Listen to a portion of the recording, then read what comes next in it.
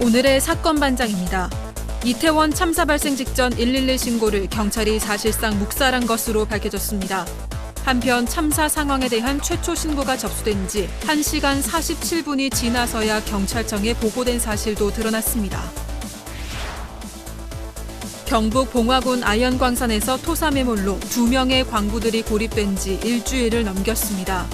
고립 광부들의 생존 여부를 확인하고 생존 필수품을 공급하기 위한 시추 작업을 벌였지만 1차 시도는 실패했습니다.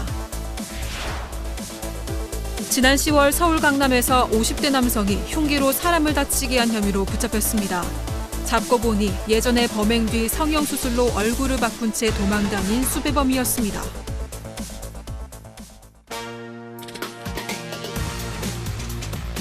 예, 진실 추적자 사건 반장 시작합니다.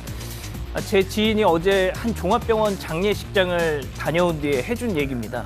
빈소를 찾으려고 이 안내 데스크 쪽 전광판을 봤는데 유독 젊은 사람들의 영정 사진이 많더란 거죠. 이거 뭐지? 했다가 이내 참 그렇지 했다더군요. 예, 고인들 가운데 절반 정도가 발인을 마쳤고 오늘 빈소에서 가족, 지인들과 마지막 밤을 보낼 분들도 많다고 들었습니다. 부디 편안히 잠드시길 바랍니다. 자, 오늘 출연자 소개해 올리죠. 예, 이자연 기자, 박지훈 변호사, 김은배 전 서울경찰청 팀장, 승재현 형사법무정책연구위원, 그리고 박준혜 수호 선생님 나오셨습니다. 안녕하세요. 안녕하십니까? 안녕하십니까? 자, 아는 분이 이번 참사로 고인이 됐네요. 황망하고 분합니다 하신 VC님, 피해자들의 유실물을 보니 눈물이 멈추지 않습니다 하신 장정민님, 오늘 만난 20대 청년들을 보면서 살아있어줘서 고맙다 했습니다 하신 김춘희님, 20대 자녀를 둔 엄마로서 유족들의 슬픔 가늠할 수가 없습니다 하신 우미숙님, 정혜진님, 이곳 아르헨티나에서도 그분들을 위해 기도합니다 하신 황승면님, 그냥 멍하고 밥도 안 들어갑니다 기도할게요 하신 LA의 김연희님, 이외에도 이미정님, 오한나님, 이상철님, 송지연님, 박햇빛 가득님, 성세령님, 정하리님, 이명자님 등등 위로와 치유의 말씀 주신 우리 사방가족 여러분들 모두 감사하고 사랑합니다. 자, 대한민국과 전 세계 동포 가족 여러분의 시선을 모아서 사건 반장 출발합니다.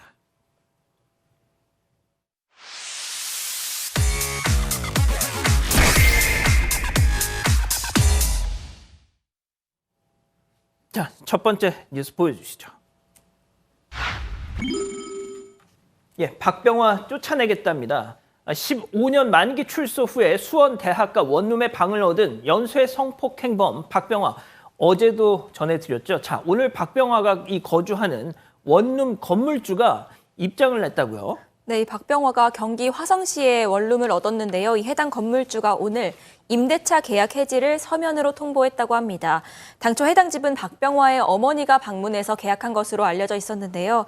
이 건물주는 지난달 계약 당시에 이 임차인 측이 박병화의 신상 고지뿐만이 아니라 위임장 없이 박병화 명의 도장을 이용해서 대리 계약한 것에 대해서 해지 사유가 될 수 있다라는 법무팀의 조언을 받았습니다. 이 건물주의 가족은 어제 늦은 오후에 화성시 관계자 또 경찰관과 동행해서 박병화를 찾아갔습니다. 문을 두드리고 또 계약 해지 서면을 읽어도 반응이 없어서 이 문틈에 서면을 끼우고 돌아왔다고 하는데요. 이 박병화가 퇴거 요청에 불응할 시에는 향후 명도 소송을 진행해서 쫓아낼 계획이라고 밝혔습니다. 예. 자, 승희 의원님, 네. 이 성범죄자 알림이 그 사이트 들어가서 저는 이제 박병화 사진을 봤거든요. 네. 여러 단계를 거쳐서 겨우겨우 들어가서 볼 수 있었는데 진짜 무척이나 건장하고 힘도 세 보이더라고요. 자, 근데 그거 열람만 가능하고 이걸 갖다가 외부에 공개하면 처벌받잖아요. 네, 맞습니다. 예. 박병화 얼굴 사진이 무슨 국가 주요 기록물도 아니고, 무슨 국가 기밀도 아니고, 참 이게 답답합니다, 이게. 예. 사실 뭐 이걸 지적했는 게 벌써 3, 4년이 지났습니다. 이 법이 개정되어야 한다라고 수백 번 이야기를 했지만 국회는 이 질문에 대해서 여전히 답을 내놓지 않고 있는데요. 사실 그 법에서 그 사진을 무턱대고 아무에게나 알리는 남용을 막는 거지 내 아이에게 사진을 보여주고 초등학교 선생님이 우리 반 아이들을 위해서 사진을 보여주는 게 그게 죄가 된다라고 이야기하는 것은 그 자체로 말이 안 되지 않겠습니까? 그래서 분명히 이게 처벌될 수 있는 남용은 막아야 되지만 적어도 우리 주변에 있는 이게 성공개 알림이라는 게 저는 굉장히 불편하거든요. 우리 보고 도망가라는 그 메시지인데 그럼 도망가기 위해서는 사진이라도 얼굴이라도 알아야 되지 않겠습니까? 그러면 주변에 있는 특히 대학가 주변에 있는 그 많은 사람들이 제대로 알 수 있도록 좀 이렇게 법에서 분명히 가능한 범위를 넓혔으면 좋겠다. 이제 국회가 답을 줬으면 좋겠다는 말씀 드리겠습니다. 알겠습니다. 자, 두 번째 뉴스도 이어가 보죠. 건물 철거 중에 와르르입니다. 그야말로 마른 하늘의 날벼락 영상 준비했습니다. 함께 보시죠. 자, 대구의 한 거리 위태롭게 기울어진 저 건물 가림막 겨우겨우 버티고 있는 모습 같죠? 알고 봤더니 철거 중이던 백화점 건물 외벽입니다. 자, 저게 지금 이미 와르르 무너진 겁니다. 자, 더 뒤쪽에서 봤더니 펜스들이 다 끊어져서 저 폐기물, 저게 진짜 쏟아지기 일보 직전 겨우겨우 버티고 있는데 팀장님, 예. 이거 좀 설명 좀 해주시죠. 그렇습니다. 지난달 31일 오전 11시 20분경인데요. 철거 중이던 대구에 있는 한 백화점 외벽이 무너지면서 피해를 당한 건데요. 건물 1, 2층을 작업하면서 이제 폐기물 위에 뭘 쌓아놨어요. 쉽게 얘기해서 폐기물 위에다가 벽체를 올려놨는데 그게 펜스 쪽으로 무너지면서 펜스가 하중을 못 견디니까 펜스 같이 쓰러져 버린 거예요. 예. 벽이 무너지면 쓰러졌는데 당시에 이 건물 옆을 지나던 30대 여성분이 길을 걷다가 그만 피해를 당한 건데요. 크게 피해는 아니더라도 상처를 입었습니다. 병원에 후송돼서 조사를 받았고 다른 인명피해는 없는데 저렇게 건물 외벽이라든지 철거할 때는 도로 통제도 하고 또 지나가는 사람을 막아야 되는데 그런 분이 아시기 때문에 앞으로는 저런 철거를 할 때는 항상 주의해서 철거를 해서 지나가는 사람이 다치지 않도록 기회를 기울여야 될 것 같습니다. 예. 박 변호사님, 네. 진짜 우리 사회의 고질입니다. 이태원 참사도 그렇고요. 정말 이 안전 불감증 그냥 넘어갈 수 없지 않습니까, 이거? 안전이 정말 중요한 부분 중에 하나고요. 좀 안전이 지금 하도가 되는 그런 상황인데 지금 외벽이 지금 무너지면서 울타리가 사실은 넘어지면서 이 인근에 상가도 많고 행인들이 상당히 많은 한 시내 한복판에 있는 거거든요. 예. 그런데 큰 사고로 이어질 가능성이 있었는데 그럼에도 불구하고 큰 피해는 없었습니다. 그렇지만 이제 대구시의 중구청 관할인데 이거 어떻게 철거를 했길래 이렇게 울타리가 이렇게 무너졌으며 또 앞으로 이 철거하는 과정에서 뭔가 문제점이 있는지 이런 부분은 좀 들여다보겠다. 그래서 지금 당장 철거는 중지하라고 명령이 떨어진 상황이고요. 예. 좀 이 부분에 대해서 법적인 부분, 법적인 부분도 봐야 되겠지만 제대로 지금 하고 있는지 그 부분을 꼼꼼하게 살핀다고 합니다. 예, 알겠습니다. 자, 세 번째 뉴스도 이어가 보죠. 생후 6개월 강아지를 죽이답니다. 제목 그대로입니다. 죽이고 아파트 복도에 그대로 강아지 사체를 방치했다는 건데요. 자, 이 범인의 이 정체가 정말 기가 찹니다. 자, 이 기자가 상황 좀 정리해 주시죠. 네, 지난 1일에 전북 군산경찰서가요, 이 태어난 지 6개월 된 강아지를 살해하고 이 아파트 복도에 방치한 10대를 입건해서 조사 중이라고 밝혔습니다. 이 해당 청소년은 지난달 20일 강아지를 죽여서 사체를 아파트 단지에 방치한 혐의를 받고 있습니다. 이 목격자가 현장을 발견했을 당시에요, 이 아파트 계단과 복도 바닥에는 핏자국이 선명하게 남아 있었다고 합니다. 이후에 동물자유연대 측에서 숨진 강아지를 동물병원에 의뢰해서 부검을 의뢰했습니다. 이 부검 소견서에는 두개골 골절과 뇌 손상에 의한 사망 추정이라는 내용이 기록이 됐습니다. 아파트 CCTV를 통해서 해당 10대를 특정을 했고요. 이 해당 10대는 자신의 범행을 시인했습니다. 승희 의원님, 제가 지금 호들갑을 떨려는 게 아니고요. 저 10대 쟤는 진짜 시한폭탄 같은 존재입니다. 사실 연구 결과에 따르더라도 동물을 학대하거나 동물을 사망에 이르게 했을 때 그 사람이 굉장히 중한 범죄를 저지를 수 있는 확률은 사실상 외국 기록에는 100%라는 말이 나오는 걸 제가 봤는데 100%라고 말할 수는 없지만 굉장히 높은 확률이 존재를 하는 거죠. 사실 우리 대한민국에 동물보호법이 있고 그 동물보호법에 따라서 동물을 사망에 이르게 하면 3년 이하의 징역 또는 3천만 원 이하의 벌금에 처하도록 되어 있는데 제가 원하는 것은 두 가지입니다. 지금은 동물은 이제 더 이상 물건이 아니기 때문에 형법상 손괴죄와 동물을 사망에 있는 법정형이 똑같아요. 손괴죄도 3년 이하의 징역이고 지금 동물 학대를 해서 사망에 이르게 하더라도 3년 이하의 징역이면 적어도 동물이 물건이 아니라고 그렇게 민법이 개정된다면 이 법조항도 훨씬 더 올라가야 되지 않을까. 그래야지 동물을 사랑하고 동물을 보호하는 마음이 저는 분명히 더 생길 거라고 저는 확신합니다. 제발 형량 좀 올려주시면 고맙겠습니다. 알겠습니다. 다음 뉴스 이어가죠. 냉동만두에서 나온 이물질입니다. 또 먹거리 문제인 것 같은데 사진 함께 보시죠. 자, 냉동만두 봉지를 뜯었는데 만두가 꽝꽝 이렇게 뭉쳐져 있죠. 자, 이거 하나하나 떼어놨더니 딱 보십시오. 이거 뭔가 만두 색깔과는 비슷한 것 같기도 하고 다른 것 같기도 하고 딱 보니까 이게 목장갑이더라. 목장갑. 예?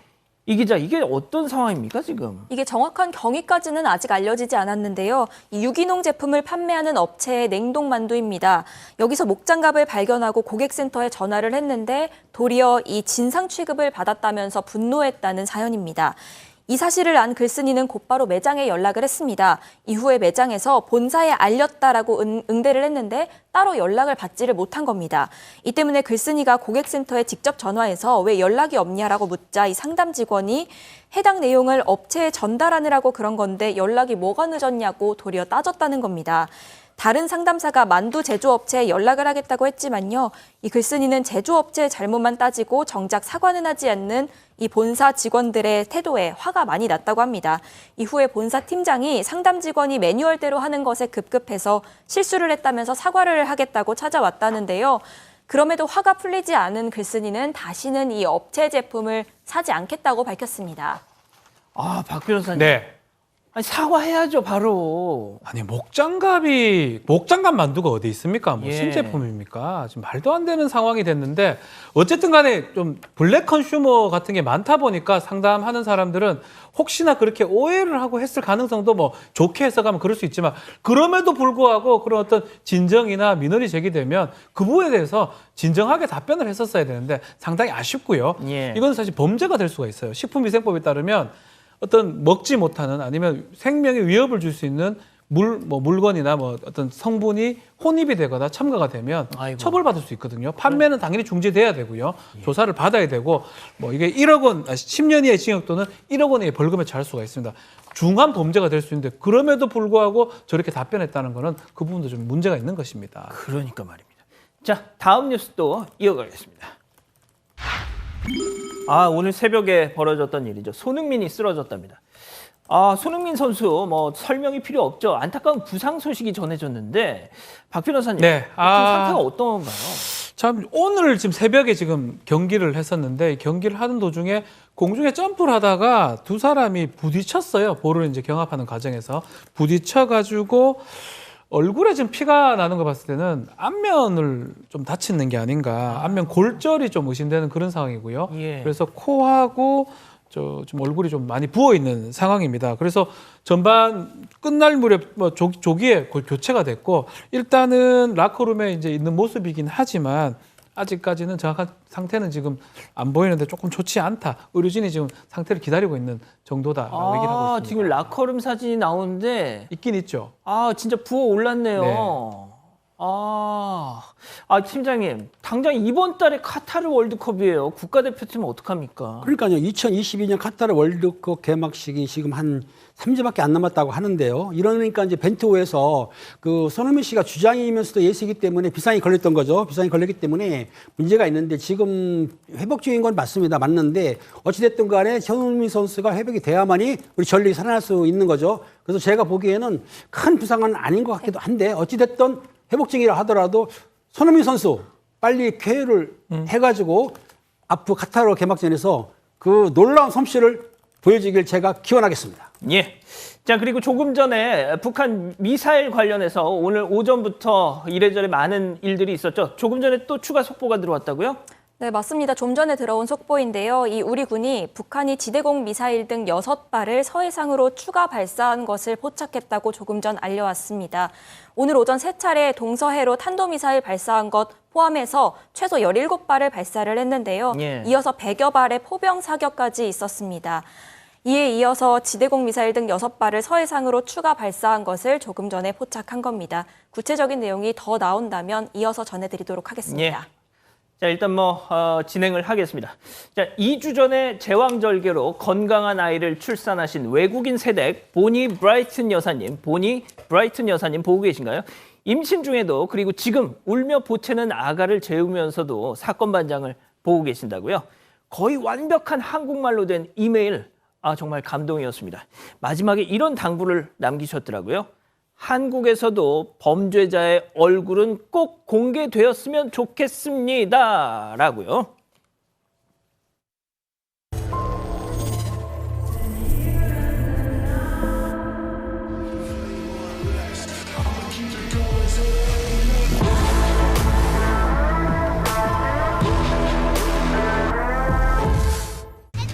우리 아이 마음도 보듬어주는 자녀보험 어디 없을까요?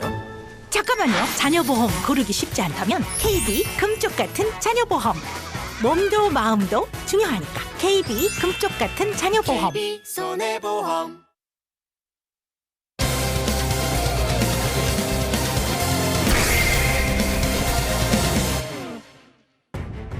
이태원 참사 발생 직전 112 신고를 경찰이 사실상 묵살한 것으로 밝혀졌습니다.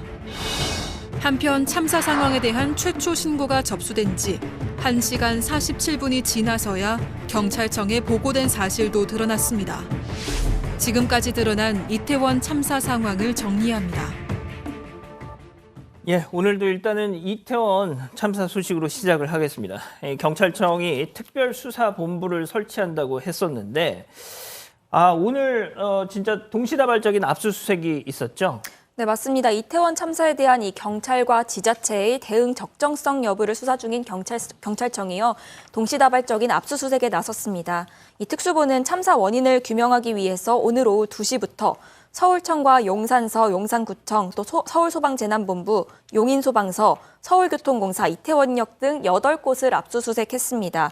이 특수부는 헬로윈 축제와 관련된 경찰력 투입 과정에서요, 이 서울청과 용산서에 직무 유기 혐의가 있는지를 집중적으로 들여다보고 있습니다. 참사 발생 전에 11건의 압사 사고를 우려하는 112 신고가 들어왔는데도 불구하고 이 중 4건만 출동한 경위가 무엇인지, 또 경찰의 초동 대처에 미비함은 없었는지, 경찰의 경비 계획이 부실한 것은 아니었는지 등을 들여다봅니다.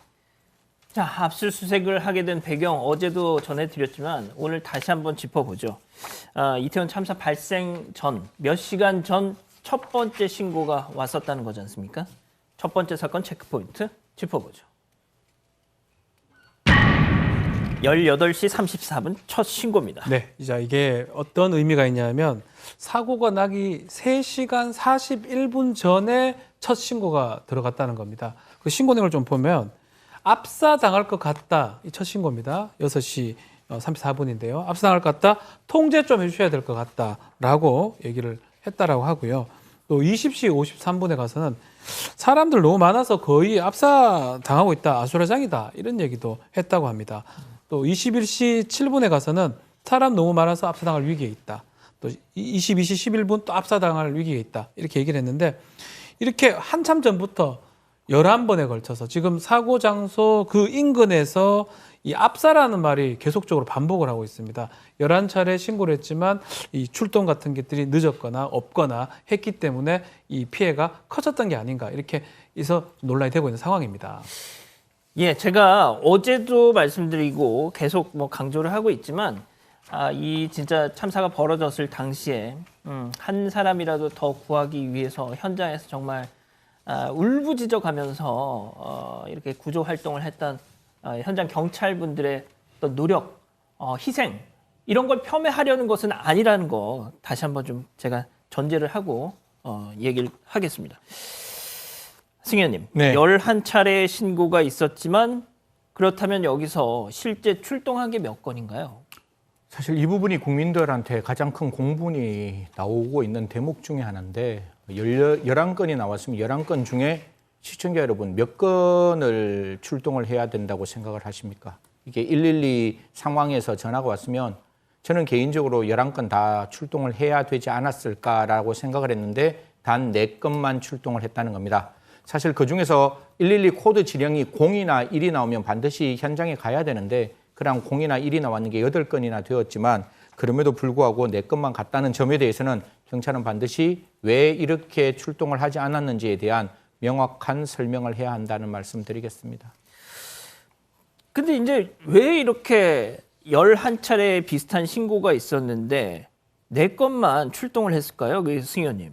사실 그럼 경찰 측에서 이야기를 하는 것들 중에 하나입니다. 출동을 한다면 당사자가 지금 위험한 상황에 있었다 그러면 출동을 할 수가 있는데 당사자가 위험한 게 아니라 그 장소에 인파가 많기 때문에 그 장소의 인파를 어떻게든지 소개해달라. 좀 이렇게 다른 도로 인파가 더 이상 몰리지 않도록 해달라. 이런 이야기를 했기 때문에 상황에 대한 정리였기 때문에 현장에 출동을 안 했다라고 이야기를 경찰 측에서는 주장하고 있는데 그러면 현장에 출동하지 않았다면 그 위험한 순간에 압살을 당한다는 그 시민들의 절절한 절규, 시민들은 그 전화를 했을 때 딱 한 가지를 믿었을 거예요. 경찰이 이 장소에 와서 더 이상 이 장소가 붐비지 않게끔 하거나 아니면 내가 압사당할 위험으로부터 구해주리라는 신뢰와 믿음이 있었을 것인데 그러한 신뢰와 믿음이 현장에 계시는 분은 노력했지만 과연 112 지령실과 관계되는 부처, 용산경찰서와 서울청에서는 어떠한 조치를 취했는지 그 부분에 대한 설명도 경찰 스스로 내어놓아야 할 것이라고 말씀드리겠습니다. 예. 그런데 이제 그 신고 전화 중에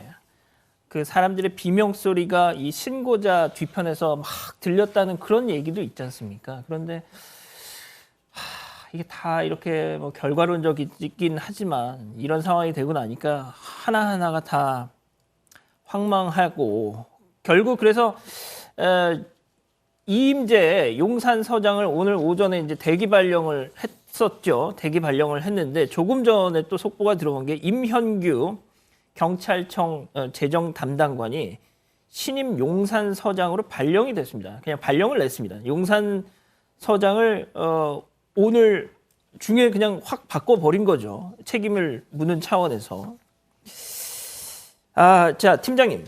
이태원 파출소 직원이 경찰 내부망에 사고 당시에 상황 글을 올렸더라고요. 그렇습니다. 경찰 내부망이 있는데요. 이태원 파출소에 근무하는 직원이 거기에 이제 주장입니다. 주장을 올렸는데 내용이 뭐였냐면은 현장 대응이 미흡했다고 윤 청장이 말을 했습니다. 여기서 자기들은 최선을 다했는데도 불구하고 자기들이 비난받으니까 여기에 대해서 역으로 질문한 거예요. 그 당시에 우리들이 노력했지만 역부족했다 토로했는데 그때 보면은 11번의 신고가 들어왔지만 내원만 출동한 이유가 그때는 출동했었고 나머지 건에 대해서는 그 전화한 사람들에게 귀가하라고 그런 식으로 대응을 했다는 얘기예요. 그러니까 마무리했던 거고 그 당시에 그 보게 되면은 사실은 해산을 나가서 했지만은 사람들이 계속 밀려들지 않습니까? 그러니까 해산에서 나가는 사람보다도 더 계속 밀려드는 사람이 많다 보니까 사실 파출소에서 한 20명이 근무했는데 수명 가지고는 역부족이다라고 지금 본인들이 이제 변명 차원에서 하는 것이고요.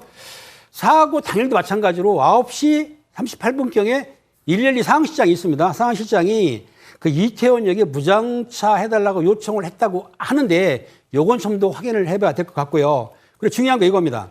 사실은 지구촌 축제라든가 여러 축제가 있을 때 그 근무 중이었던 이태원 파출소 직원들이 수명했지만은 수명으로 사실 맡겼어요. 사고가 없었어요. 이번에 이제 긴급한 상황이 됐는데 아마 이 한련 축제 때라든가 지구촌 축제 때에 이건 확실히 확인을 못했지만은 아마 윗선 즉 경찰청이나 서울청이겠죠. 그 경비 인력 즉 경비 인력을 요청을 했는데 막 기동대를 출동시켜서 기동대 인원이 많으니까 막았어야 되는데 불구하고 하지 않았다라고 주장하고 있는데 요건에 대해서는 지금 특수본에서 수사하고 있기 때문에 확인을 해봐야만이 이 직원의 주장이 맞는지는 결과가 나올 것 같습니다. 예, 뭐 이 직원의 주장은 이제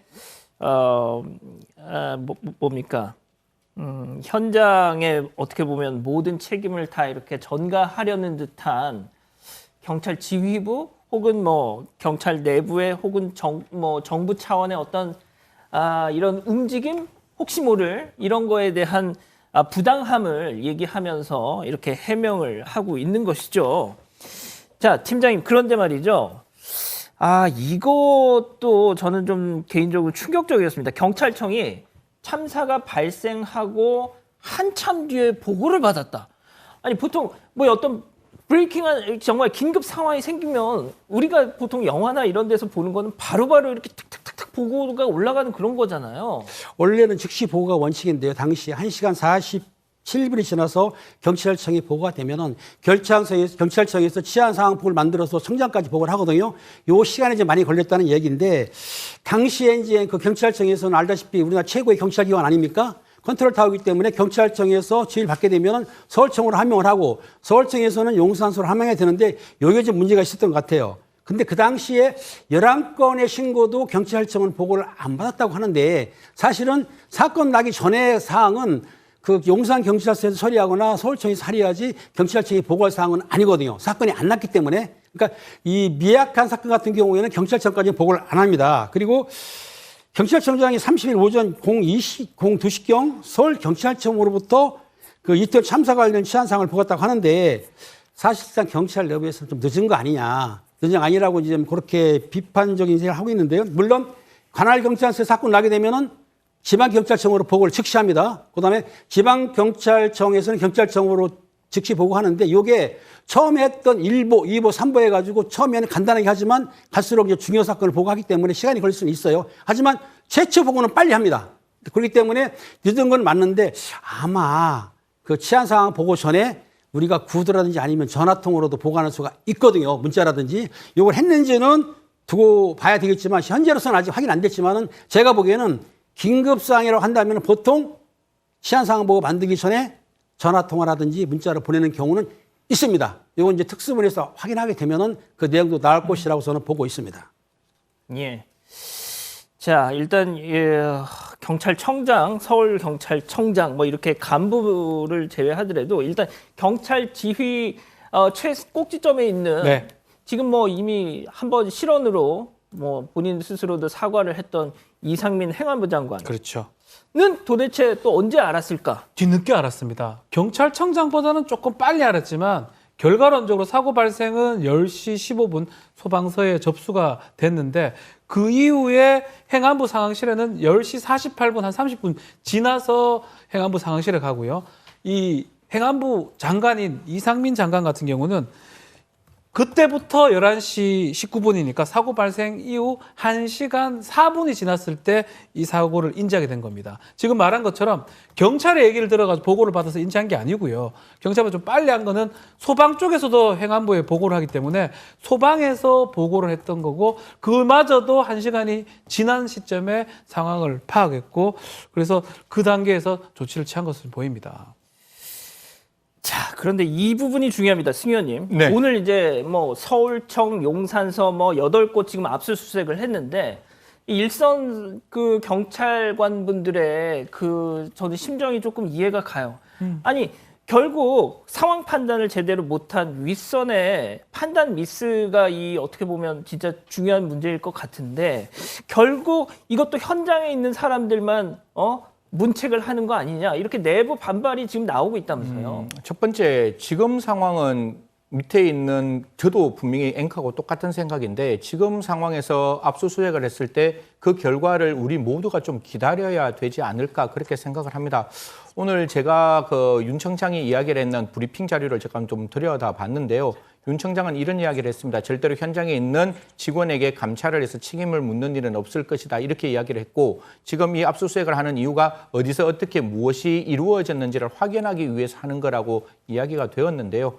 사실 그럼에도 불구하고 현장에서 최선을 다해서 그 많은 사람들에게 경고하고 그 위험한 상황에서 이렇게 다른 장소로 가게끔 이야기를 했는 현장 경찰관의 마음은 분명히 문제가 있을 거라고 굉장히 답답할 거라고 생각을 합니다. 또 뿐만 아니라 그 브리핑 자료에 보면 이러한 어떤 그 감찰이나 조사를 할 때 그 경찰 연합 하시는 그 분들까지 다 같이 와서 그 밑에 있는 직원들에게 불이익이 가지 않도록 최선을 다하겠다고 하니까요. 더 중요한 거는 이들에게 불이익이 가는 것보다 과연 이 사건의 진상을 밝히는 게 훨씬 더 중요하다고 생각합니다. 지금 불편하고 답답하더라도 그 많은 생명들이 무참하게 사고로 사망했는 이 사건의 진실을 밝히는 게 저는 훨씬 더 중요하다고 생각합니다. 서로 간에 불편하더라도 참고 진실 밝히는데 같이 협조했으면 좋겠다는 말씀 드리겠습니다. 자, 어떤 분들이 지금 저희 전해드리는 걸 두고 왜 신고 건수를 마사지를 하냐 이런 식으로 또 지적을 하시는데 말씀드릴게요. 전체 신고 건수는 79건이 맞습니다. 그런데 녹취록이 공개된 것 그리고 특히 공개된 압사 관련 신고는 11건이라는 거. 그래서 저희가 지금 전해드리고 있는 그 압사 관련 녹취 그 상황은 11건. 그게 맞습니다. 저희가 뭐 이걸 축소해서 보도하고 있거나 잘못 보도하고 있는 거 아니니까 오해하지 말아주셨으면 좋겠고요. 자, 저는 이것도 좀 참 뭐 이런 것까지 얘기를 하나 싶은데 표현을 놓고도 또 단어라고 할 수 있는데요. 일단 참사냐, 사고냐, 피해자냐, 뭐 희생자냐, 사망자냐 이 용어 사용 관련해서 지침이 좀 떨어졌다고 합니다. 중대본에서 이게 사망자다. 그리고 사고다. 이렇게 하다. 또 그리고 근조 이제 그 검은색 리본인데 그 근조자가 나오지 않게 하라. 나오게 하라. 뭐 이렇게 지침이 떨어졌는데 굳이 이렇게 표현을 이렇게 왜 했느냐. 일단은 중대본 입장에서는 객관적 용어를 좀 사용하기 위해서 사망자, 사고 이렇게 했는 거 뭐 다른 뜻은 없다고 하지만 이게 지침으로 또 떨어졌거든요. 그러다 보니까 이런 엄중한 중요한 사고 또 참사에서 이렇게 굳이 표현할 필요가 있냐. 이래서 많은 분들의 어떤 좀 비판이나 논란이 되고 있는 그런 상황입니다. 자, 그래서 오늘 관련해서 행안부 간부가 이 부분에 대한 브리핑 언급이 있었습니다. 그거 잠깐 듣고 가시죠. 용어 문제는 일단 이태원 사고, 이태원 참사, 이태원 압사 여러 가지 용어가 이제 혼재돼서 사용되고 있었습니다. 근데 용어는 통일을 해야 됩니다. 그래서 그런 지명 뒤에 이제 참사, 압사라는 용어를 쓰면 그 지역 이미지에 굉장히 좀 부정적인 이제 이미지를 각인시켜준다. 희생자라는 표현을 쓰면 책임을 지게 되고 사망자라는 표현을 쓰면 책임을 안 지고 이런 건 아니지 않습니까? 네, 그런 의도는 전혀 없었고요. 어쨌든 저희는 재난 관련해서는 용어를 이제 최대한 중립적으로 이제 쓰는 그런 이제 일종의 뭐 내규 이런 게 있습니다. 근데 저는 이게 조금 저 당국의 저런 얘기가 보통 언론사들에도 이렇게 좀 해달라고 협조 같은 게 옵니다. 근데 그건 뭐 당국에서 간섭할 얘기 그게 아니거든요. 우리 언론사들이 각자 알아서 판단하면 될 문제지. 제가 네? 이 용어 때문에 그게 희생자라고 말을 하든 피해자라고 말을 하든 사망자로 말을 하든 그는 국민들이 그냥 선택하면 될 문제라고 생각하고 제가 정부 당국에 꼭 한 가지 말씀드리겠습니다. 보스턴 마라톤 대회에서 테러가 일어났을 때 미국 FBI가 10테라바이트 이상 되는 것을 확인해서 용의자를 특정하는 데 4일 걸렸습니다. 이거는 그 국가가 해야 될 당위적인 의무라는 거예요. 우리가 사망자가 됐건 피해자가 됐건 희생자가 됐건 그거는 국가가 하루속히 이 사건의 실체, 이게 사건인지 사고인지 그 원인을 정확하게 밝히면 그 다음부터 용어는 정리될 수가 있는 거예요. 그 정리될 수 있도록 국가는 지금이라도 밤새워 목숨 걸고 이 사건의 원인을 찾아야 되는 게 더 중요하다고 생각합니다. 지금 뭐 검찰도 들어와 있고 경찰도 들어와 있는데요. 이러한 포렌식을 하는 것은 경찰뿐만 아니라 검찰도 같이 기관이 2개 있습니다. 함께 모여가 적극적으로 그 상황을 확인해야 되는 거고 그리고 CCTV, 그다음에 SNS뿐만 아니라 CCTV는 목소리가 안 들어가 있거든요. 그러면 국민들이 가지고 있는 그러한 어떤 영상 제보도 적극적으로 받아서 그 당시 적어도 사건이 일어나는 6시부터 사건이 징조가 있었던 6시부터 사건이 어떻게 보면 정말 눈물 어린 사건이 일어나는 그 시간까지 그것이 어디에서 어떻게 이루어졌는지에 대한 전체적인 그림을 그릴 수 있는 그 내용을 반드시 찾아서 투명하고 객관적으로 이 사건의 이 사고의 원인이 무엇인지를 밝혀야 한다는 말씀 드리겠습니다. 알겠습니다. 첫 번째 사건 이렇게 정리하고요. 두 번째 사건 이어갑니다.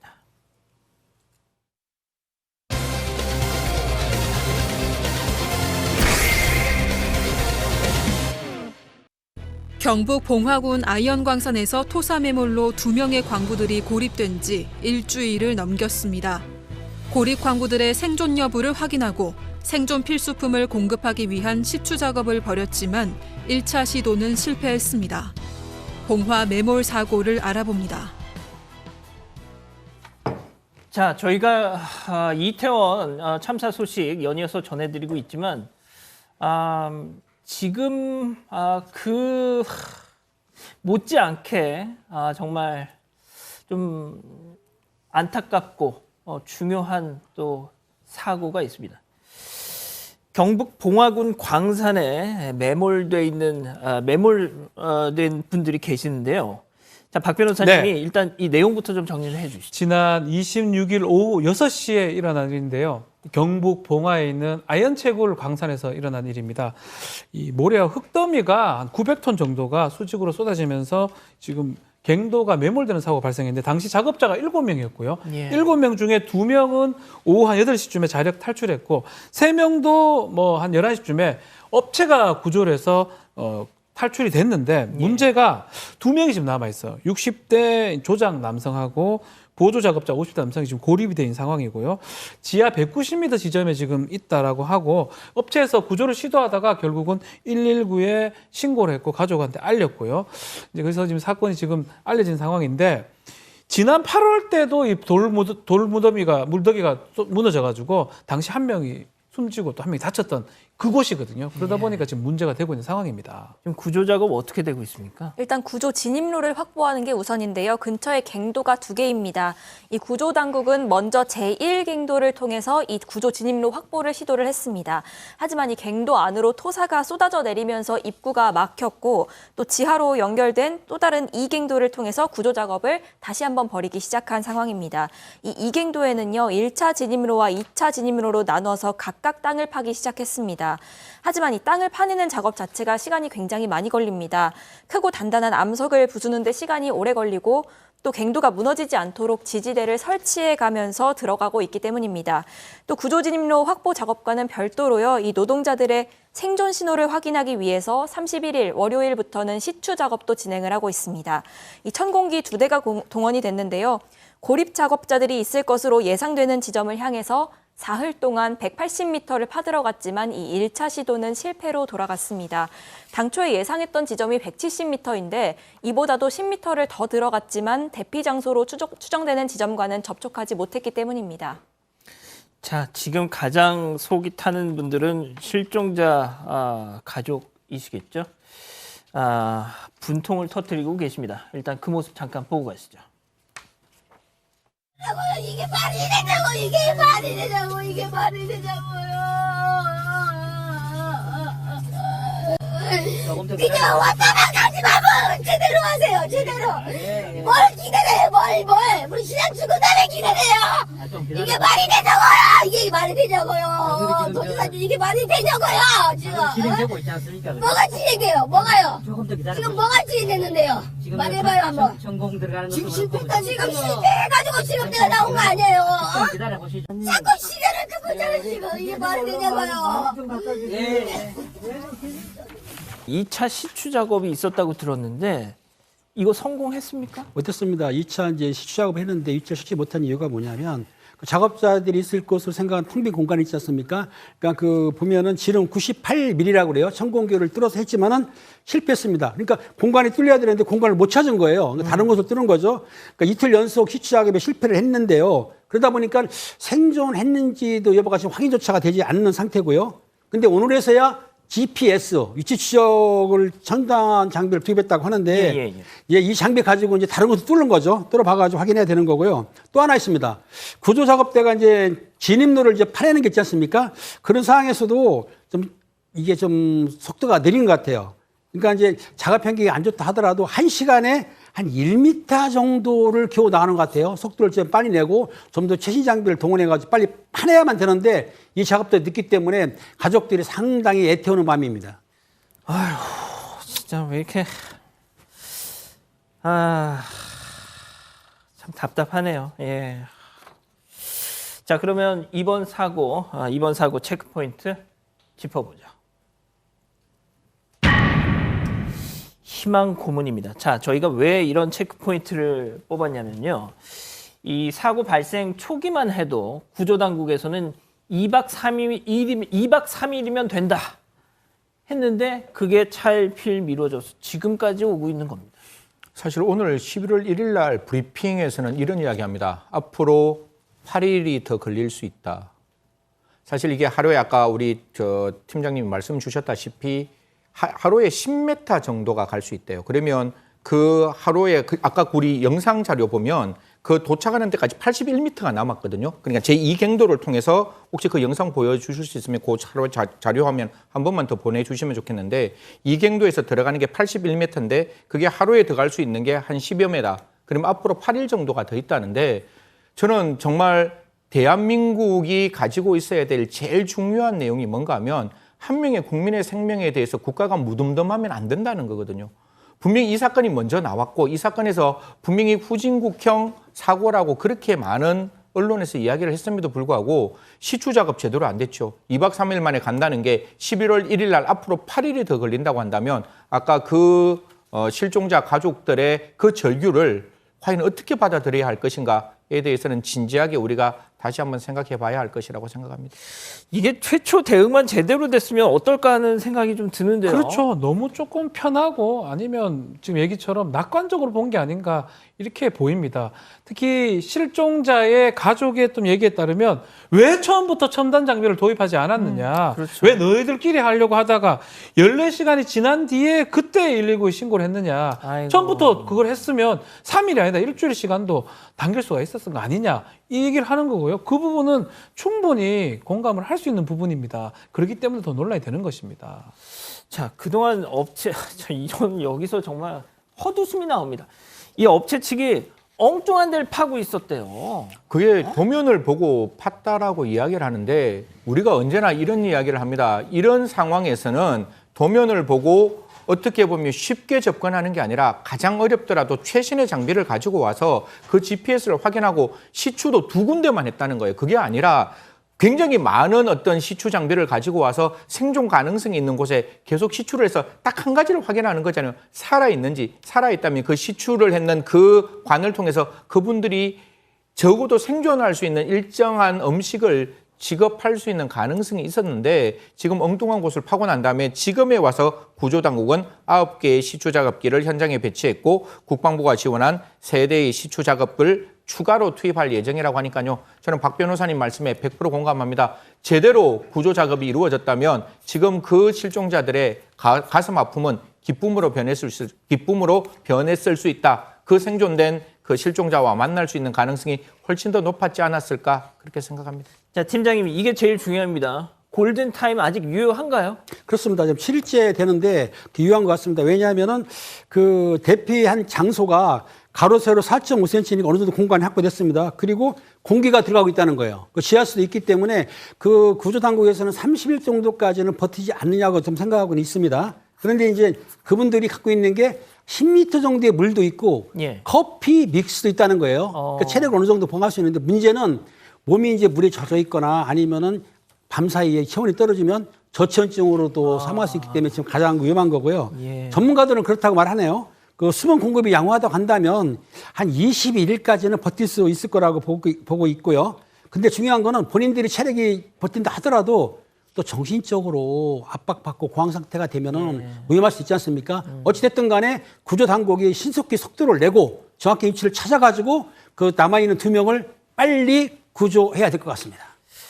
자, 2010년 칠레 광산 붕괴 사고 때 그 구리 광산 붕괴 사고였는데 69일 만에 구조가 된 일도 있습니다. 아직 뭐 전혀 비관할 상황은 아니라고 저는 믿고 싶은데, 자, 또 그 반가운 또 소식도 있잖아요, 이 기자. 네, 현재 이 구조당국은 2개 진입로를 동시에 확보하려고 노력 중인데요. 이 도보로 진입해서 수색을 시작했습니다. 경북 봉화소방서 등 구조당국이 오늘 브리핑에서 밝힌 바에 따르면 구출 진입로 1, 2구간 145m를 걸어서 통과했다 이렇게 밝혔습니다. 또 막힌 것으로 예상한 지점이 오히려 뚫려 있었고 뚫려 있을 거라고 예상한 지점은 오히려 암석으로 폐쇄돼서 뚫는 작업이 진행 중이다 이렇게 설명했습니다. 앞으로 이 상단 갱도 내에 막힌 지점을 뚫으면요. 남은 구간 상단 갱도 수평거리는 20에서 25m 정도입니다. 관통 지점에서부터 고립된 작업자들이 마지막으로 목격된 장소까지는 직선거리로 30m 정도입니다. 구조당국은 이 갱도 내 진입로 확보에 앞서서요. 음향 탐지기로 이 생존 신호를 확인하고 있습니다. 예, 꼭 살아 돌아오실 겁니다. 이 정도로 정리하고요. 3번째 사건 이어갑니다.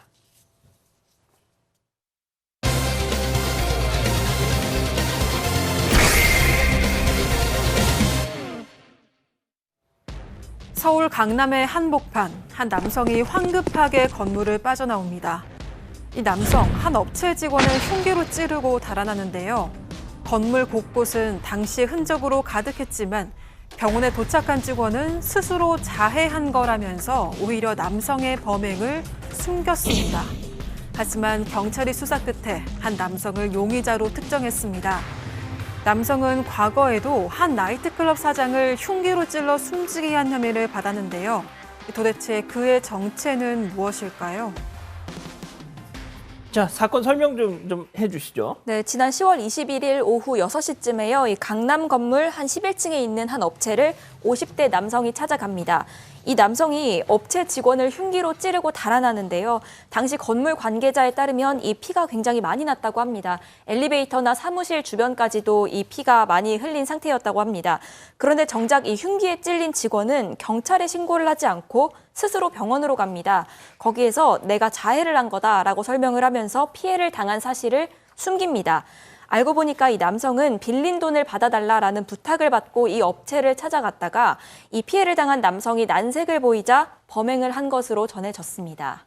자, 그러면은 돈을 안 준다고 다 이렇게 흉기로 사람을 저렇게 하지는 않잖아요. 그렇죠. 도대체 이 남성의 정체가 뭐였습니까? 정체를 보면은 이 가해자가 사실은 전남 해남의 모 폭력 조직의 두목으로 있었던 사람입니다. 지금 사진 나오고 있는데요. 인상이 싸납게 생겼죠.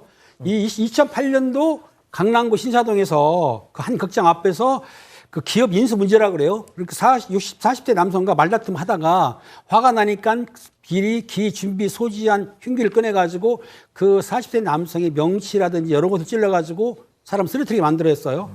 근데 40대 남성이 쓰러지니까 응급실로 갔는데 그만 40분 만에 사망을 했던 거죠. 그러니까 본인이 살인사건을 저지르니까 어떻게 하겠습니까? 도망을 안 하고 도주를 했죠. 예. 약 4년 동안이나 경찰 눈을 피하고 도주했던 인물이 바로 이 사람인 것입니다. 2008년에 사람을 살해하고 도망가서 4년 동안 도망 다녔다. 잠적한 채로. 자, 어떻게 그러면은 4년 동안 경찰의 눈을 피해서 도망 다닐 수 있었을까요? 그 이유가 있습니다. 체크포인트 짚어보죠. 페이스오프 수배범입니다. 네. 느낌이 옵니다.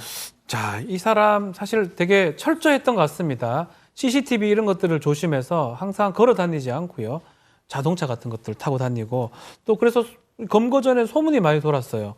이 성형외과에서 뭐 전신성형 받은 거 아니냐 이런 얘기도 있었는데 이 4년간의 노력 끝에 지금 검거가 됐는데 검거를 또 해보니까 본인 얘기긴 합니다. 쌍꺼풀 수술을 받긴 받았대요. 직후에 쌍꺼풀 수술 받았는데 본인은 내 운이 여기까지인 것보다 뭐 조금 다 180 달라지긴 했는데 쌍꺼풀 수술 때문에 달라지기도 했는데 어쨌든 간에 더 이상은 이제 도망가지 못했다라고 본인도 얘기를 하고 있습니다. 예. 자, 경찰들도 놀라움을 감추지 못했다는데요. 이 남성을 검거했던 해남 경찰서 관계자의 당시 얘기 잠깐 듣고 가시죠. 눈이 쬐까만 했는데 눈 트임까지 해버려가지고 쌍꺼풀 해보니까 눈이 크게 불었어요. 그래가지고 전혀 알아볼 수 없는 얼굴이에요. 보면은 가발도 쓰고 다니고 이제 안경을 수시로 쓰고 다니고 하여튼 또 살을 빼버려가지고. 자, 그런데 100kg도 넘었던 남성인데 그냥 쌍꺼풀 수술한다고 전혀 달라 보였다는 거예요? 이 쌍꺼풀뿐만이 아니라요. 보톡스 주사 등 다른 시술까지 받은 것으로 알려졌습니다. 또 체중까지 줄였습니다. 10에서 15kg 정도를 대폭 뺐다고 하는데요. 이 때문에 이 수배 명단에는 이 사람이 건장한 체격에 날카로운 눈매라고 이 특징이 적혀 있었습니다. 그런데 이 특징이 흔적도 없이 사라진 겁니다. 이 추적 끝에 이 남성을 목격한 경찰은요. 심지어 이 정보원을 통해서 이 박 씨가 사진 속 인물이 맞는지 이것을 다시 한번 확인해야 하는 정도였다고 합니다. 또 이 사람이 관리 대상 폭력 조직원이었기 때문에 이 사람을 오래 알아온 경찰도 있습니다. 그런데 이 경찰조차도 과거 박 씨의 얼굴과 완전히 달라졌다면서 옆자리에 앉아서도 바로 알아볼 수도 없는 수준이다 이렇게 말했습니다. 자, 왼쪽이 성형 전이고 오른쪽이 성형 후 맞죠? 예. 그런데 정말 일단 오른쪽 사진이 뭐 정확히 얼굴을 찍은 정면에서 찍은 건 아니라서 비교는 좀 어렵긴 한데 확실히 살은 좀 빠지고 다른 사람 같아 보이긴 하네요. 자, 팀장님. 보통 말이죠. 저런 나쁜 놈들이 성형 수술해가지고 막 그 영화 예전에 페이스 오프라는 영화 있었잖아요. 그렇죠. 진짜 그런 경우가 왕왕 있나요? 왕왕보다는 가끔은 있습니다. 왜냐하면 성형수술하고 가발이라든지 안경 쓰게 되면은 친한 사람이라도 알아보지 못할 수가 있는데 알다시피 대한민국이 성형에 대해서는 최고 아닙니까? 그러니까 아주 범죄인이라든지 이런 사람이 볼 때는 최적의 환경인 거죠. 왜? 가기만 하면 얼굴을 바꿔줄 수가 있으니까 그런 상황인데요. 이번에 그 전 국민을 울분을 빠뜨리게 했던 계곡 살인 사건 아십니까? 예. 거기에 이은혜하고 조현수가 그 당시에 그 도피 주겠지 않습니까? 도주하면서 뭘 생각했냐면 우리가 도주하는데 혹시 사람이 알아볼까봐 우리도 성형수술 하려고 마음 먹었었는데 실행은 못했죠. 어찌됐든 그런 피해자들이, 범인들이 얼굴을 성형수술하게 되면은 일반 사람들이 못 알아보고 사진모하고는 틀리기 때문에 성형수술하는 것이 아까 앵커님 말한 대로 페이스 오프, 얼굴을 바꾸는 사람이 종종 있기는 있습니다. 자, 그런데 제가 조금 놀랐던 것이 2008년 그 사람을 죽이고 4년간 도피하고서 뭐가 됐든 잡혔잖아요. 근데 당시 살인죄가 아니라 상해치사로 기소가 됐다는데, 승현님. 네. 이게 어떻게 된 영문이죠? 저도 사실 사건의 기록을 좀 찾으려고 이렇게 판례 같은 거 보고 어떻게 사건이 일어났는지를 좀 살펴보고 싶었는데 지금 나와 있는 거는 명치를 찔러서 40분 만에 사망했다라는 점이 나온다면 제가 갖고 있는 일천한 상식으로는 분명히 살인의 미필적 고의가 있다라고 충분히 볼 수 있는 상황이었는데 검찰이 이 사건을 살인죄가 아니라 그러니까 흉기로 사람을 다치게 해서 사망에 이르게 했다. 상해치사로 기소를 했고 그래서 이 부분에 대해서 지금 이 4년간 도피했는 사람이 유족들에게 2억이라는 보상금을 줬다는 걸 양형사유로 판단해서 징역형을 3년 선고했다라고 보는데요. 사실 뭐 구체적인 기록들이 좀 나오면 좀 더 설명드릴 수 있을 건데 일단 법원에서는 그렇게 3년 선고했고 지금 다시 한번 이렇게 사건을 일으킨 이 부분에 대해서는 검찰이 구속영장을 신청했다라고 합니다. 뭐 어떤 무슨 비하인드가 있었는지 모르겠습니다만 사람을 죽였는데 징역 3년형을 살았다. 약간 조금 쉽게 납득은 잘 안 가네요. 알겠습니다. 오늘 세 번째 사건 이렇게 정리하고요. 별별 상담소 이어갑니다.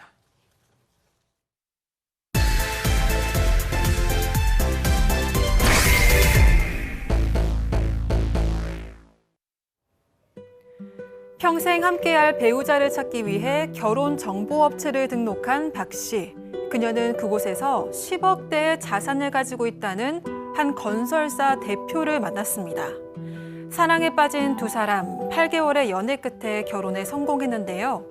그런데 행복한 신혼생활도 잠시 박 씨는 결혼 1년 만에 충격적인 사실을 알게 됐습니다. 바로 남편이 10억대의 자산은커녕 빚만 있었고 직업은 무직인데다 심지어 전과자였던 겁니다. 잘못된 소개로 피해를 받게 되면 보상금을 주겠다는 업체는 이 사실에 나몰라라 했는데요. 결혼 전에 알던 남편이 전혀 다른 사람이었다는 충격에 휩싸인 박 씨는 이 난관을 어떻게 헤쳐나갈 수 있을까요? 일단 결혼정보 업체 소개로 만났다는 건데 만났다가 이 사달이 났다는 건데 박 씨, 그러니까 여성이죠. 그 왜 가입을 했던 무슨 사유가 있었나요? 네, 박 씨에 따르면 몇 년 전에 한 예능 프로그램에서 결혼정보업체에 대한 소개가 나온 걸 보고 관심이 생겼다고 합니다. 그래서 해당 업체에 상담을 받으러 갔다고 하는데요. 박 씨가 결혼정보업체의 홍보에 주목했던 이유는 바로 철저한 신원 보장이라는 점 때문이었습니다. 큰 회사에서 소개시켜주는 남자라면 신원 보장도 확실할 거라고 생각한 건데요. 그래서 거금을 주고 이 업체에 가입을 했다고 합니다. 하지만 결과적으로 이런 상황이 돼서 충격이라는 박 씨의 고민을 별별 상담소에서 해결해 주세요. 자, 오늘 사연은요. 사건 반장 가족분이 저희한테 직접 제보를 해주셨습니다. 다만 이 제보자분의 신원이 특정될 수 있기 때문에 저희가 약간의 각색을 했다는 거 좀 참고로 말씀드립니다. 결혼정보업체에서 누군가를 이렇게 딱 이 사람은 확실히 신원이 보증된 사람이다라고 소개를 해줬어요. 그러면 믿을 수밖에 없죠. 그렇죠. 그런데 이 박 씨 같은 경우에는 결혼정보업체에 등록한 이후에 이 남자 전에도 여러 남자를 꾸준히 소개를 받아왔던 겁니다. 그러던 중에 이 남성 10억대 자산가이자 연봉이 2억 원인 건설사 대표다라는 이 남성을 소개를 받게 되는 겁니다. 이 남성 같은 경우에는 자신에 대해서 10여 년 전에 배우자와 사별해서 이 외로운 마음에 결혼정보업체에 가입을 한 거다라고 소개를 하는데요. 이 처음에 박 씨는 건설사 대표라는 직업도 그다지 마음에 들진 않았고 또 자기가 호텔을 인수할 예정이라고 하는데 뭐 어딘지 좀 허세 같기도 하고 그다지 마음이 가지 않아서 20분 만에 자리를 파했다고 합니다. 하지만 그 후에 이 남성이 둘 사이의 지역이 굉장히 멀었는데도 불구하고 매일같이 박 씨 집 앞으로 찾아와서 구애를 하는 통에 이 마음이 열리고 호감이 느껴지면서 연인으로 발전하게 되었다고 합니다. 뭐 요즘엔 뭐 부동산 값이 워낙 올라서 10억을 뭐 자산가다 뭐 이렇게 할 정도는 아닙니다만 네. 어쨌든 처음에는 이제 애정 표현을 막 하면서 이제 시쳇말로 작업을 했군요. 다가온 거죠. 작업이 하여튼 남성이 다가왔는데 계속 만나다 보니까 이 좀 점잖고 또 성실함이 좀 끌렸던 것 같아요. 또 이 남성이 자신이 일하는 모습 사진 같은 것들을 찍어서 많이 좀 뭐 셀카 이런 거 맞죠?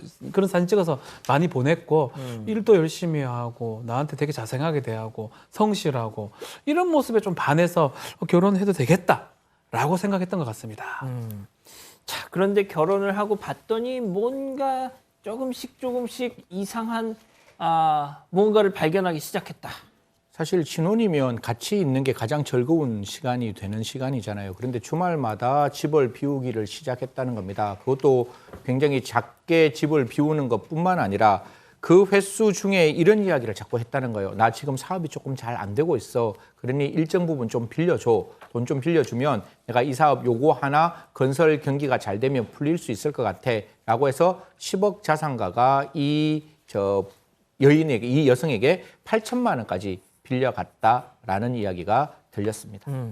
보통 건설사 대표고 연봉이 2억이고 뭐 10억대 무슨 재산도 있고 이러는데 그래서 정말 뭐 탄탄하구나 해서 결혼을 했는데 자꾸 돈을 빌려달라고 하니 그렇죠. 뭔가 좀 하지만 그래도 믿고 결혼한 사이니까 그걸 못 주겠다라고는 안 할 거 아닙니까? 그러니까 남편이 어떻게 했냐면은 그런 문제가 있으니까 서류 같은 걸 많이 갖고 온 거예요. 서류 토미를. 그러니까 건설사 용어라든지 법에 대해서 여성분이 알 리가 없지 않습니까? 그걸 설명하면서 돈을 빌려달라고 하니까 내가 알지도 못하고 또 남편이 힘든가 보다 싶어서 사실은 돈을 빌려주기 시작했던 거죠. 빌려줬는데 이 몇 번 이상한 점이 있고 좀 이상하다 싶었지만은 이 여성분이 볼 때에는 결혼정보회사가 신원 확인을 해줬다고 그러고 예. 충분히 그러면 믿을 만한 신원이다. 그리고 남편도 뭐 명함 같은 거 보면 대표로 돼 있고 하니까 그 결혼정보회사라든지 남편을 믿었기 때문에 돈을 빌려준 거죠. 어찌됐든 간에 이 여성이 보기에는 두 업체하고 남성을 믿었던 건 확실한 것 같아요. 예.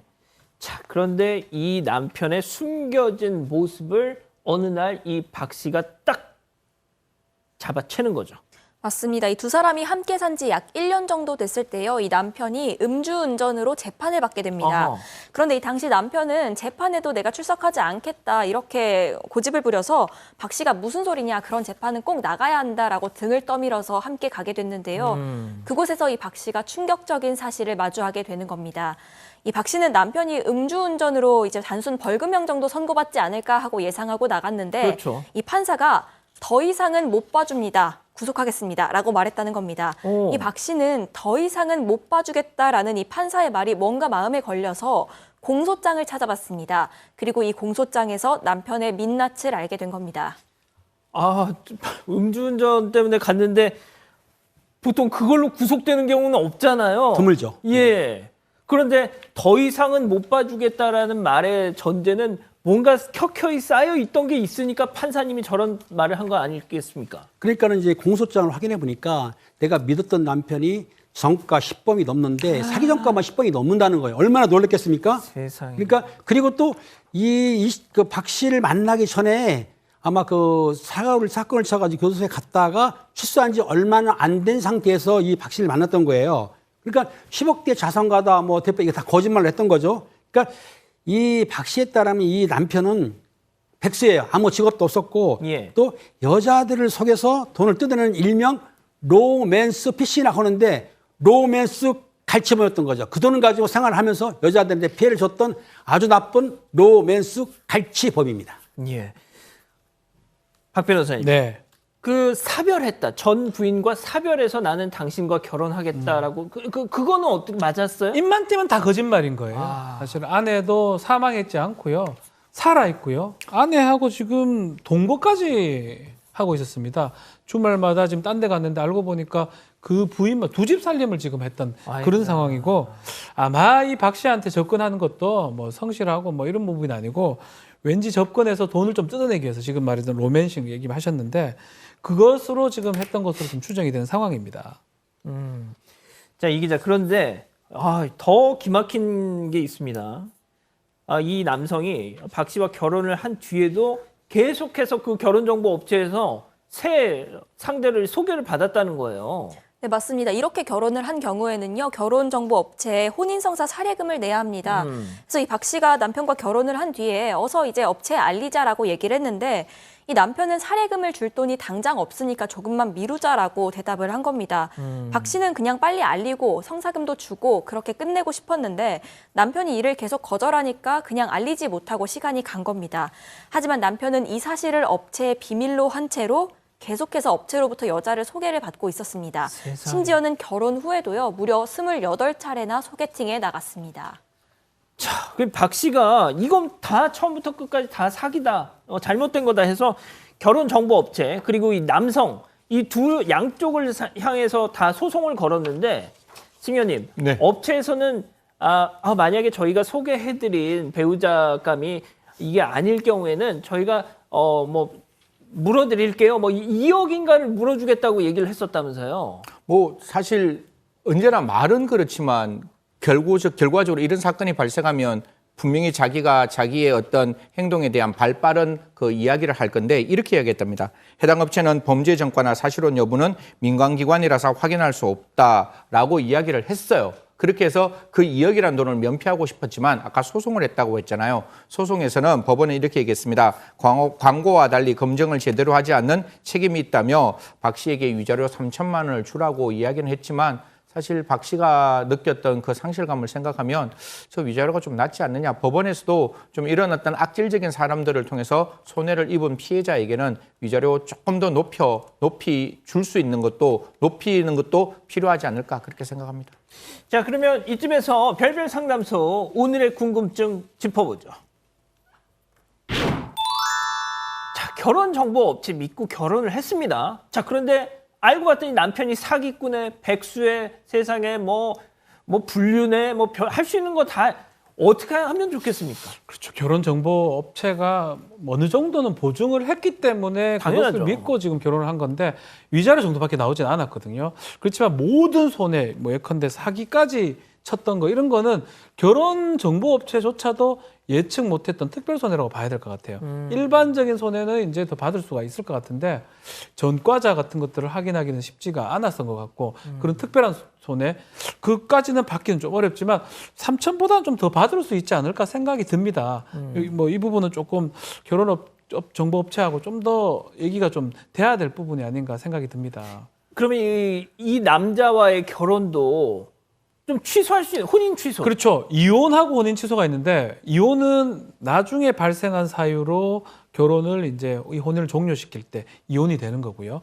이제 이전에 발생한 사유로 혼인에 하자가 있을 때 취소를 할 수가 있습니다. 사기 결혼에 가깝죠.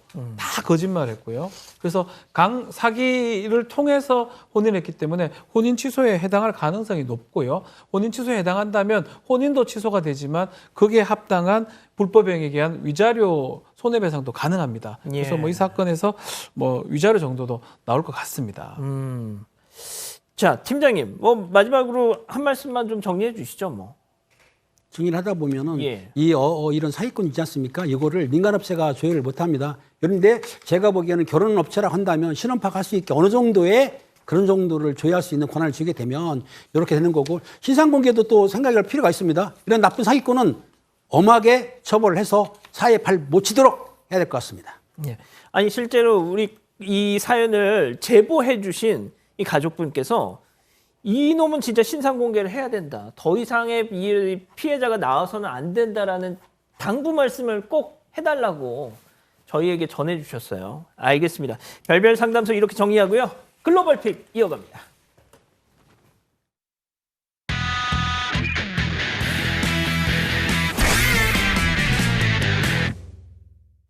자, 오늘 첫 번째 픽 인도로 가보시죠. 네, 인도 모르비 지역의 어느 다리 위입니다. 흰색 옷을 입은 한 남성이 다리 양쪽 난간을 잡고 몸을 좌우로 흔드는데요. 잠시 후에 뭔가 불안한데 다리가 흔들리기 시작하더니 오른쪽 케이블이 순식간에 끊어집니다. 지난달 30일에 발생한 현수교 붕괴 참사 순간입니다. 당시 다리 위에 있던 사람들 모두 10m 아래 강으로 떨어졌습니다. 이게 참 공교롭게도 이 사고가 이태원 참사와 또 비슷한 시간대에 벌어졌어요. 네, 맞습니다. 많은 사람들이 숨졌는데요. 지금까지 141명 이상이 숨진 것으로 파악이 되고 있습니다. 170여 명이 구조됐지만 중상자가 많아서 이 사망자가 계속 늘고 있고요. 아직 실종자 100여 명이 생사가 확인되지 않은 상황입니다. 자, 사고 원인은 뭘까요? 이 사고가 난 다리는 개통된 지 140년이 넘었습니다. 7개월간의 보수 공사를 거쳐서 지난 26일 재개장했는데 나흘 만에 사고가 난 겁니다. 또 당시 다리 위에는 인도 최대 명절인 디왈리 축제를 즐기기 위해서 500여 명이 있었는데요. 이는 적정 수용 인원의 3배나 되는 숫자입니다.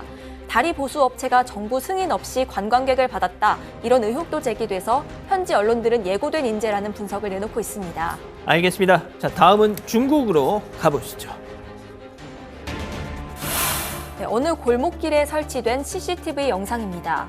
화면 오른쪽에서 갑자기 큰 폭발이 이렇게 일어나더니 시뻘건 불길이 치솟습니다. 희뿌연 연기가 순식간에 화면을 뒤덮었고 폭발로 인한 잔해가 흩뿌려지는 모습입니다. 아, 폭발 사고군요. 네, 그렇습니다. 지난달 29일 이곳 식당에서 대규모 폭발이 발생했는데요. 불에 타버린 식당 건물은 보시는 것처럼 잿더미가 됐습니다. 신고를 받고 출동한 구조대가 사람들을 병원으로 옮겼지만 안타깝게도 1명이 숨지고 10여 명이 다쳤습니다. 사고 원인은 뭐죠? 일단 가스 누출로 인한 폭발은 아닌 것으로 확인이 됐습니다. 현지 당국이 폭발 원인을 조사 중이라고 하니까 좀 더 지켜봐야 할 것 같은데요. 한편 이 가스 회사는 안전상의 이유로 인근 주거 지역의 가스를 모두 차단했다고 밝혔습니다. 알겠습니다. 자, 다음은 미국으로 가보시죠. 자, 여기는 샌디에고 어느 쇼핑몰인데요. 검은색 옷을 입은 사람들이 단체로 매장 안으로 들어옵니다. 그리고 진열되어 있는 앞으로 다가가더니 가방을 재빨리 집어듭니다. 지금 보시는 이곳 해외 명품 브랜드 샤땡 매장입니다. 가방 하나에 1,000만 원 넘기로도 유명한 곳이죠. 저 사람들 뭐 고민하지 않습니다. 가방 여러 개를 순식간에 쓸어 담고 있습니다. 아유, 지금 어떤 상황이죠, 이거? 네, 뭐 오픈런 이거 아니고요. 예. 7명의 절도범이 매장에 들어와서 명품 가방을 훔치고 있는 상황입니다. 이들 일당은 지난달 27일 저녁 7시쯤 이곳 명품 매장에 들이닥쳤고요. 그리고 절단기를 이용해서 도난 방지책을 뜯고 60초 만에 가방 수십 개를 훔쳐서 달아났습니다. 목격자 이야기 들어보겠습니다. Being robbed, you know? I just see a bunch of what seemed like teens, you know, youngsters coming out of a bunch of cars, you know, grabbing a bunch of clothes, you know, and heading off into like a truck and what seemed like a older, you know, white van. And yeah, they took everything that was on the display case. They didn't. 피해 금액이 상당했겠는데요. 크지요. 명품이니까요. 절도 피해 금액은 14만 달러, 우리 돈으로 1억 9천만 원이 넘는 것으로 알려졌고요. 샌디에고 경찰은 이들을 로스앤젤레스에서 온 절도 조직으로 보고 사건을 조사하고 있습니다. 예, 알겠습니다. 자, 일단 오늘은 이 정도만 하죠. 사랑하는 사건 반장 가족 여러분, 어떤 일이 있어도 행복한 밤 보내시고요. 저희는 내일도 별이 6개 반, 6시 반에 다시 옵니다. 다나케나 코로나 조심, 안녕히 계십시오.